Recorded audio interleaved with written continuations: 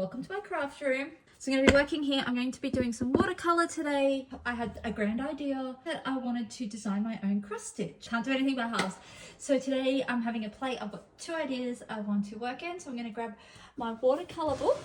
So I use a Strathmore A5 watercolor journal. So the first one I want to do, I actually have to get a scrap of watercolor paper. So I'm going to do the background in my book, and then I'm going to do some extras on here and then cut it out and stick on top. And if that works, then I can scan that in and create my cross stitch pattern. And then the other one I'll just do on this side. So this is my palette. It's the Sakura Koi, which I've had for like over a decade. You can see it's holding up really well. Obviously I've been doing lots of mixing from sketchbook revivals. So I'm going to do like a reddish background. So I'm just going to activate all my different reds. So my plan is to kind of have like a red watercolor background, and then on here I'll do some green, really simple trees. I'm undecided if I sketch the trees and color those, or if I just do like a green piece of paper and then cut them out, and then I'll probably add some trunks as well. So you can see this one here, it's a very watercolor style background, and so that's kind of the look that I'm thinking I would like for Christmas this year. So I'm gonna get my really big brush for the background because I just want it really loose and simple, a bit of wet on wet.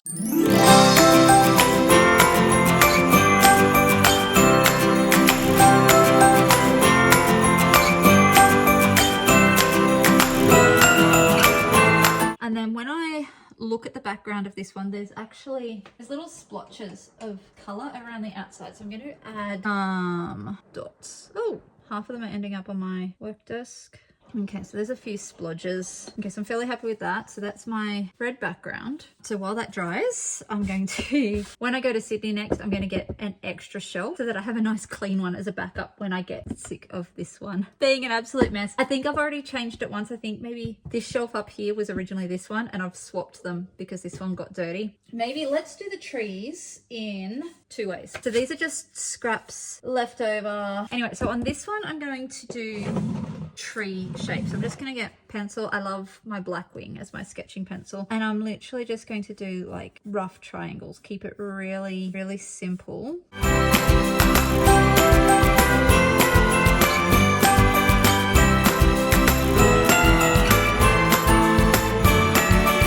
So I'll do these ones in green, but just as a triangle with obviously brown for the trunks. And then on this piece, I'm just going to do like rough green, and then I'll see what I like. I'll cut those into similar triangles to this one, see what feels good. So I'm going to do the same thing and do some watery background. I actually think I'm going to get a mess mat. Just because there's already paint on my desk doesn't mean I need to add too much.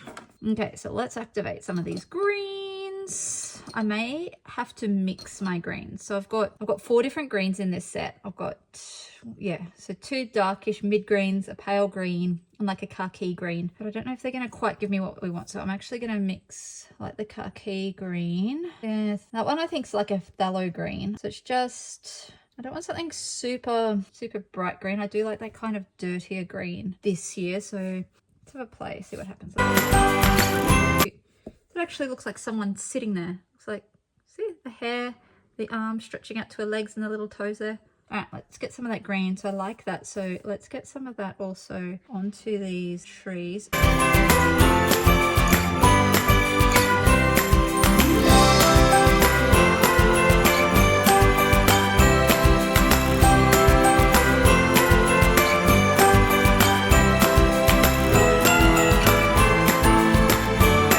That's the start of my trees.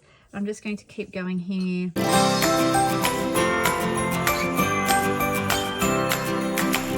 So I'm going to just start adding some shaping and shading in here.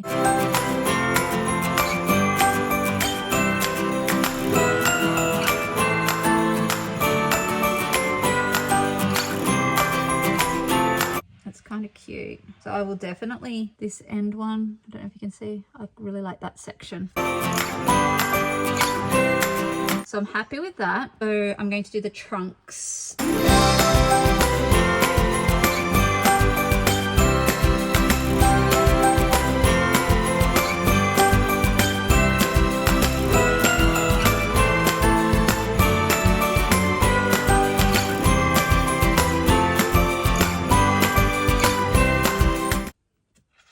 I actually really like that. I feel like that's really cute. So I think I'll definitely go that way. The other thing I am considering is whether I do a shadow. So I've got a little bit of kind of like a semi Payne's grey here. So I might just, let's do a shadow. And if I don't like it, I'll just take it off in. I do like that though.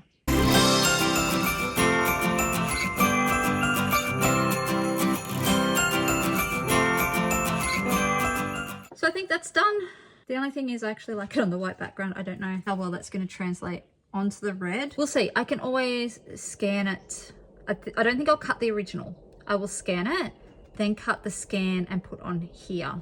So I'm going to leave these to dry. I'll start scanning everything and then hopefully by the end of the weekend, some form of a plan. Okay, so now that I've done my painting, I have scanned it. I use an Epson EcoTank 4500 multi-function machine. So I've just scanned that. I've downloaded it from my emails. And so this is the background here. I've opened it here. The first thing I'm going to do is convert the background to a layer, double click on that layer. And then I'm just going to drop this section here down to 253. And you can see that's now gotten rid of my white background, which is going to give me something nice and transparent to work with. There were some parts that were a bit grayer and I've erased those. So once I've got that in, then I add my trees, which again, I need to drop that background out, which still leaves me with these edges. So I'm actually going to just drop that a little bit further. So you can see that's a much cleaner effect now, but we've also lost all of these. So then what I did was I've come in and I've painted in some of those. I also wasn't happy with this tree. So I selected it, duplicated the layer, and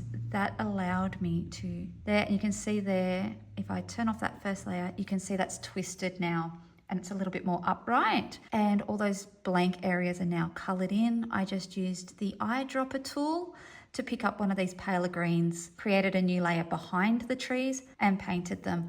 I also did come in and delete some of the spots to kind of make it feel a bit more balanced. There was more there that I really liked. So I've got that and then I can save that. I'll save that as a PNG and then I use a program called MaxStitch and this really awesome function called Convert to Image. So I'm just going to choose the image import wizard here and select my trees, which are here.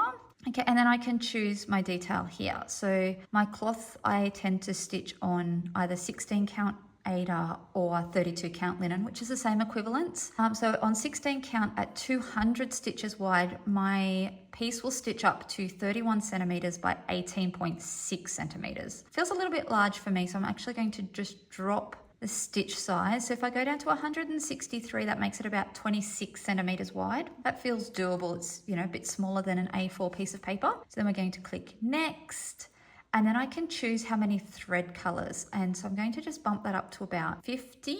Generally feels good to me to get that watercolor style gradient. So let's go next. We're going to choose our threads. I work with DMC. So I'll select DMC card order and go done. And let's see what it creates for us. And so that's come up with my first draft there. So that's actually not looking too bad. My biggest problem is I'm a little bit worried about this background because if I scroll down, a lot of the background colors are more pinks than reds. So we've got dusty rose, salmon light, baby pink. So I'm just a little bit worried that might turn up pink. So what I'm actually going to do, so if we come back to Photoshop, I'm going to click on this background layer. I'm just going to go layer, adjustment layer, and I'm actually going to play with this hue and saturation layer.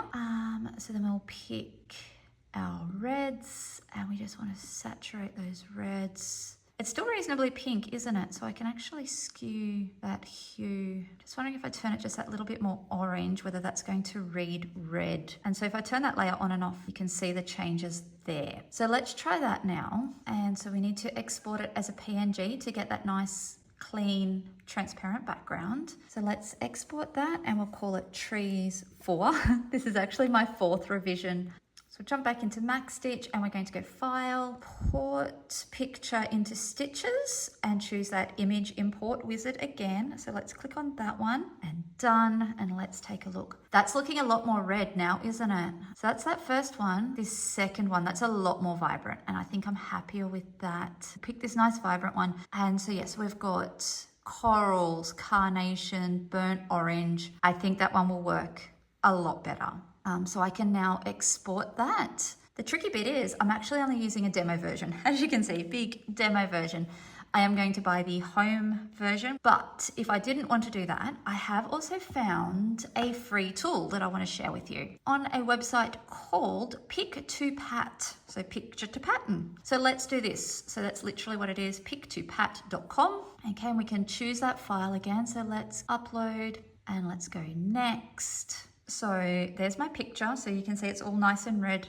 This time DMC, I can choose my stitches per inch. So again, I've gone to 16 count, all colors, PDF all colors. So that looks good. Let's go next.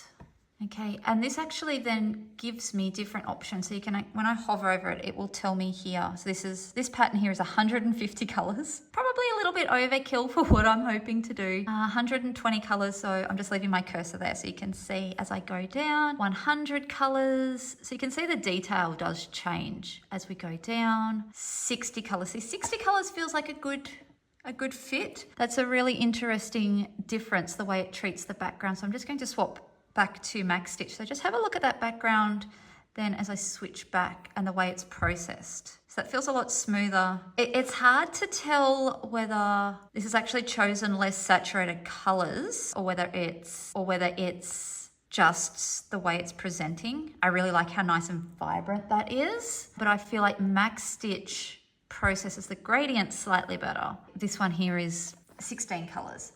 Which again, it's not terrible. The background's still quite nice. Got the orangey bits here, and then the shadows are all very green. So that's with the 16 colors. So it's the further you get down, the more simplistic it gets and the less detail that we get. So you can see here, this is very pixelated at 7 colors. You certainly don't get that beautiful watercolor effect. So it's finding that balance between enough colors to get the detail that you want, but without feeling overwhelming. I have 2 full boxes of DMC threads. They're the A4 size boxes, I can't even remember. Similar size to my computer screen, full of DMC thread, and I've never once had a project where I've had every color. So I think I'm going to settle on this 60 color version. It is a free program, so it's not going to be perfect. You can see it's giving me stitches in the background, which is why I think there's so many extra skeins. So obviously I won't stitch the background, I'll just use a white linen. But look, for a free program, I think that works really quite nicely. That's a PDF, so I can upload it into markup and it'll be good to go. And that is how I turn a watercolor painting from this to this. So that's really cool. I'm very excited to get stuck in. So yeah, so my next job is to head into the craft room and start pulling some floss. I hope you've enjoyed this little peek into my process, and I will see you tomorrow for the next video.